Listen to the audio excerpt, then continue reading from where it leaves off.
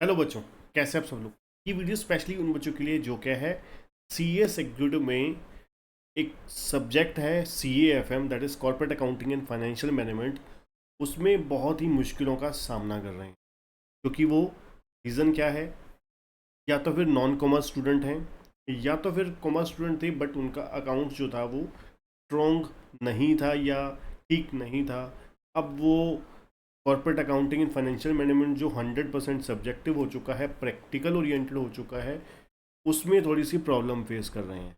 उन सभी प्रॉब्लम का सॉल्यूशन आपके लिए हल लेकर मैं इस छोटी सी वीडियो के थ्रू आया हूँ। अगर आप कंप्लीट गाइडेंस फॉलो करते हैं तो आपका रिजल्ट बहुत ही अच्छा आएगा। मैं डेफिनेटली कह सकता हूँ बहुत ही ईजिली आप इस एग्ज़ाम को पास छोड़िए 55-60 बड़े इजीली स्कोर कर लेंगे।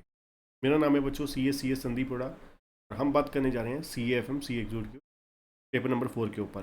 जो बच्चे नए हैं चैनल को सब्सक्राइब करना और बेल आइकन दबाना मत भूलिएगा। और क्लासेस बाय करना चाहते हैं CS एग्जीक्यूटिव की, बहुत ही अफोर्डेबल प्राइस पे high quality video lecture available है, अनलिमिटेड व्यूज़ के साथ, बहुत ही ज़बरदस्त कंटेंट के साथ।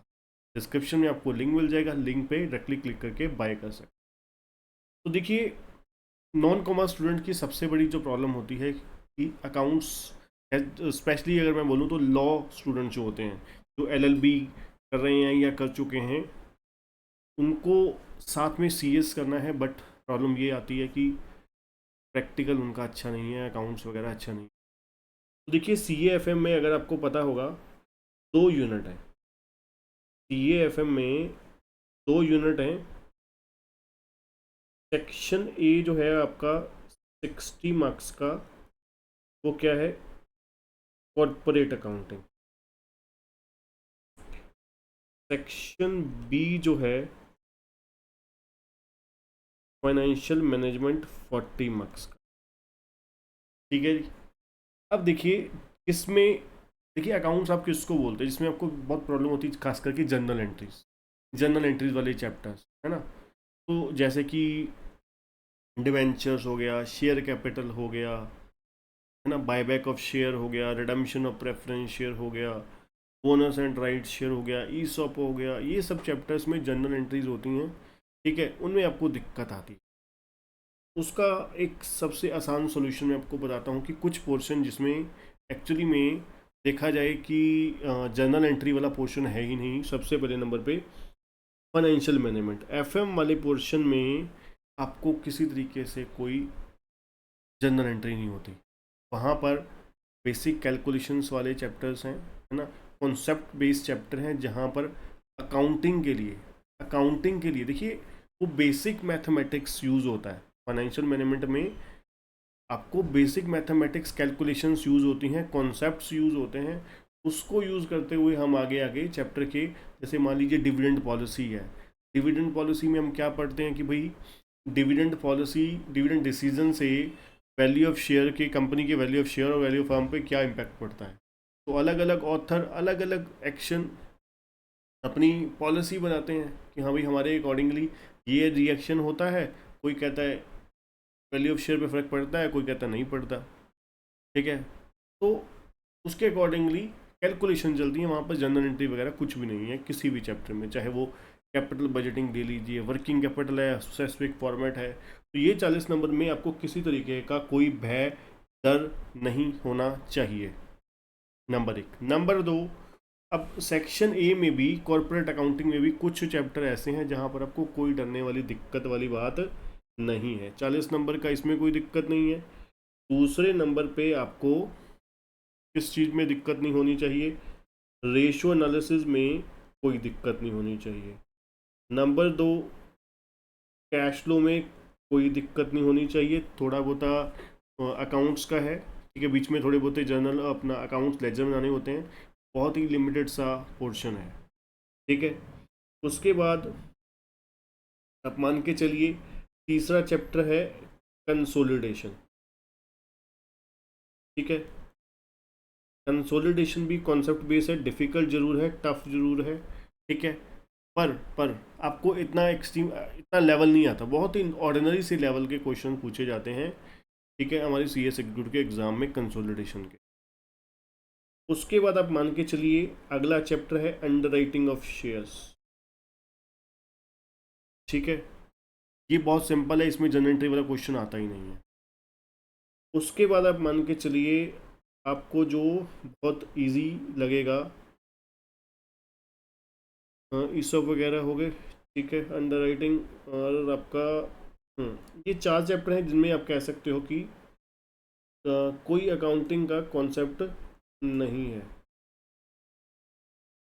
कॉन्सेप्ट मीन्स एंट्रीज वगैरह नहीं है। अब बात करते हैं जो एंट्रीज वाले चैप्टर हैं, जैसे कि शेयर कैपिटल है, डिबेंचर है, बायबैक है, बोनसाइड शेयर हो गए, ईसॉप हो गया, है ना, और बाकी चैप्टर हो गए छोटे मोटे, ठीक है, जो रिमेनिंग बचे हैं हमारे। तो उनमें मैं अगर स्पेशली बात करूं जनरल एंट्री को, इन चीज़ों को समझने के लिए या तो फिर आप क्या करना चाहिए, आपको पहले अकाउंटिंग का बेसिक्स हल्का सा अलग से कर लेना चाहिए। ठीक है, अगर मैं नॉर्मल में बात करूं जितना रिक्वायरमेंट है, चैप्टर 1 में ही बहुत कुछ कवर हो जाता है। Expenses, terminologies, concepts, nature of account, ये सब कुछ मैंने पहले चैप्टर में काफ़ी हद तक क्लियर किया हुआ होता है। ठीक है, तो वहाँ से आपका बहुत अच्छे से कवर हो जाएगा। और बाकी बचा, अगर आप थोड़ा सा फोकस करें, अब आपको देखा जाए 60-70 मार्क्स का ये हो गया, बाकी 30 मार्क्स में अगर आप इसको चाहे ये वाले पोर्शन को आप एंड में भी कर लें, रिमेनिंग जो बचा जनरल एंट्री वाला, ठीक है, इसमें आप क्या कर सकते हैं, आप पहले नंबर पे क्या कीजिए, बेसिक्स पढ़िए। जैसे मैंने आपको बताया पहला चैप्टर्स अकाउंट्स के बेसिक वाला चैप्टर कीजिए, उसको आराम से तसल्ली से, ठीक है, वो करिए। उसके अलावा या फिर अगर आपको लगता है कि अकाउंट्स बहुत बिल्कुल जीरो है, तो फिर हमारा एक छोटा सा अकाउंटिंग का मेरा कोर्स आता है, सिर्फ 999 उसकी वैल्यू है।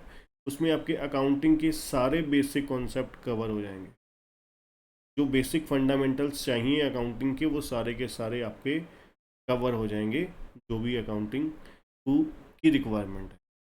ठीक है, वो अलग से एक छोटी सी अमाउंट, जैसे मैंने बोला 999 रुपीज़ का सिर्फ कोर्स है, ठीक है, वो अलग से आप ले सकते हैं, उसमें आपके सारे प्रॉब्लम का सॉल्यूशन निकल जाए।